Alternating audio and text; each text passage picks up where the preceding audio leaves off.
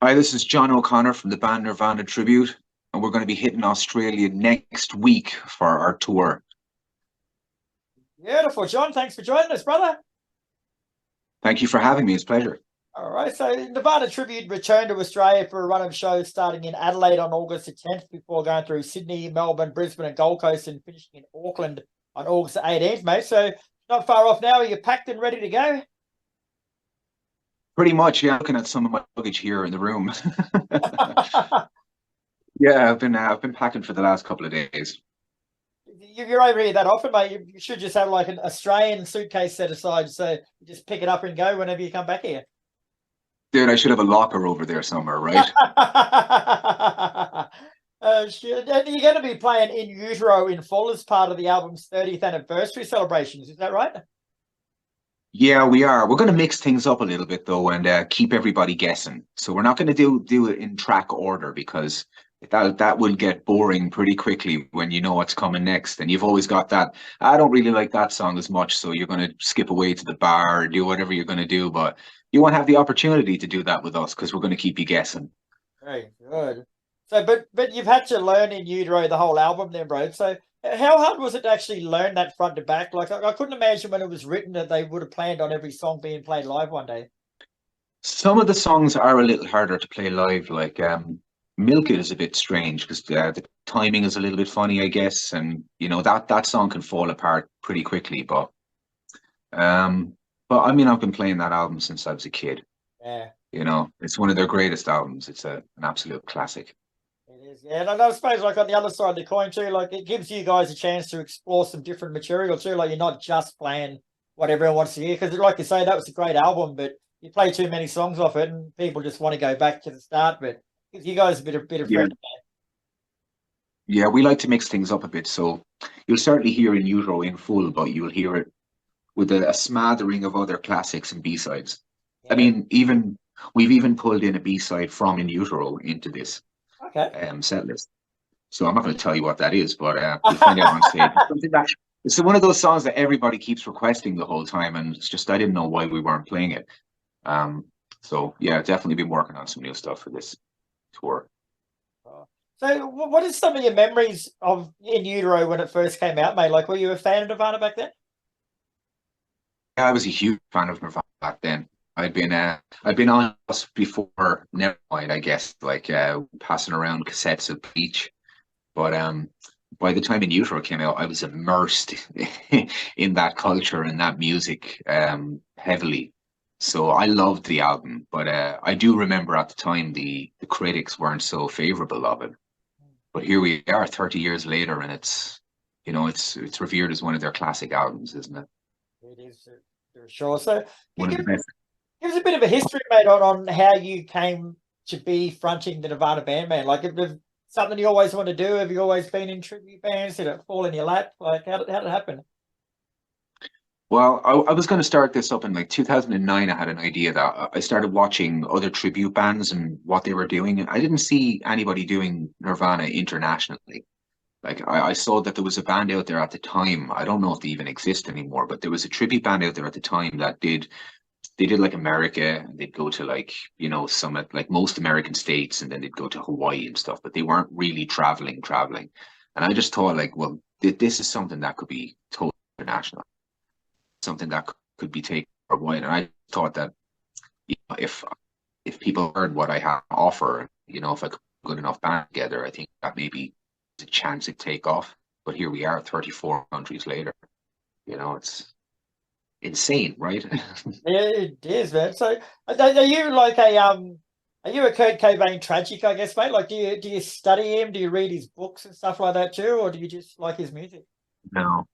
I mean, maybe when I was a kid, I would have read books and stuff that came out at the time because like my interest was really high, But I was reading everything at the time. I was reading books on Ozzy, and I was reading books on like stuff within the grunge as well, grunge genre as well, like Alice in Chains or Stone Temple Pilots kind of stuff. Anything I could get my hands on. But you do that when you're a kid, I guess. We were reaching out for every facet of information, and this is in a time before the internet, as you remember. Yeah. So like, we were going to the music stands. Do you remember that? We were going to the magazine Yes, I'm, stands I'm and as old as you are, brother. yeah. Dude, it was a great time. I remember going and standing in like a store and waiting, to see was that magazine that I saw on the back cover last week. Were they going to have it this week? Because like, you're waiting for it so religiously. And same with albums and stuff. Everything is tips. It's all right there, streaming and online. Yeah, I sort of miss those days a little bit, eh? Like you get that anticipation you used to have, like going to the shop and, like you say, like wondering if it was going to be there. Or like nowadays, you just sit there and click your fingers and get what you want. It's like it's not the same. Absolutely. Yeah, it's not the same. I like having it in my hand. It's not, I mean, album artwork. When you pick up a record and you or a CD and you flick through the book or you flick through the album artwork, I mean, there's no Spotify or streaming service in the world that can replace that. Opening the plastic of a new vinyl and smelling, you know, Reading the linear my, notes, like finding out what the words actually are. as opposed to what you thought they were. Oh shit! So, how old were you, bro, when you played and sung your first Nirvana song, and what was it? Wow. Um, I guess I was about 8 years old when I picked up the guitar for the first time. So I was trying to play like About a Girl and stuff like that. That would have been like the simplest possible thing. And I think About a Girl was the first track that I ever played. I was kind of in and out of the guitar for a couple of weeks or a couple of months at that point. I think Nevermind came out and it was just, if I was gonna learn the guitar, now I'm definitely gonna learn the guitar. So I remember sitting down trying to play Something in the Way. And there was a clip I'd seen of Kurt tuning his guitar on something, and I figured out how to get drop D tuning from that. And my brain put it together that this is what he must be doing here. I remember that quite clearly. So yeah, I have Nirvana to thank for a lot, because if it wasn't for them, I don't think I'd be doing what I'm doing today. I've been playing music for like 26 years on stages, Wow. which is which is crazy, since I was about like 14, 15 years old, playing in biker bars and stuff like that. When I was about 15 years old, and that was all from Nirvana. It was just all because I wanted to get out and experience that, and experience a live concert. Yeah. And here we are. I suppose you're blessed in a way too that you're sort of born looking a bit like Kurt Cobain. Like imagine if you're born looking like Noel Gallagher, mate, you'd be doing an Oasis tribute. You know, yeah, I'm not going to say anything bad, but I don't think I'm doing that for sure. Let's move on then, shall we? So, last time Maybe Tom Petty. Tom Petty, yeah, you've got a bit of a Tom Petty about you, mate. But I don't think you look the same dressed up as him as what you do on stage now. No. So we had a little bit chat before, mate, and you're telling me that you've got a couple of new band members from when you were out here last time, mate. Like, introduce us to them. Yeah, so we've got on bass, we've got Marcus Hunter, great guy. I've been working with him now for a couple of years, and yeah, he really brings it on stage. He has the complete Chris Novoselic presence from his mannerisms to his bass to his playing style. He's great. He's a great guy too. And I've got Brad Radcliffe on drums behind me now. Brad Radcliffe from the band Profiler, which I believe you know. And they're making some waves now at the moment. So check out the band Profiler. They've got a new single out at the moment, which the name of escapes me entirely. So I apologize, Brad, but go check out that single on YouTube. I can edit that in later on, mate. Make us both look good. Don't worry about it. Excellent. One thing I noticed about you guys during out here last time, mate, is that you played some live versions of tracks and some studio versions of them. Like, how do you choose which version of the song you're going to do when you play? Yeah, that can be a bit strange. I mean, there's classic live performances, and some of those have these little changes to some of the songs, I guess, that we try to incorporate live. Some things we try to play it very true to the studio. I'm trying to get like my sounds as close as possible sometimes to, like, say, the Nevermind tone. I'm using like a DS2 for that, or a DS1, modified DS1, and I have a Sans amp then that I use for the in utero stuff, and it kind of alternates throughout the show. But we're trying to nail things as close as possible to the record sometimes, but not always the case. Sometimes I'm trying to create that chaos that they had in their sound and stuff on stage as well. Unbelievably Nirvana. I noticed there's probably about three songs that you did the live versions of, because that bit punchier and that bit edgier, and whichever ones they were, you Yeah, chose because they came across great.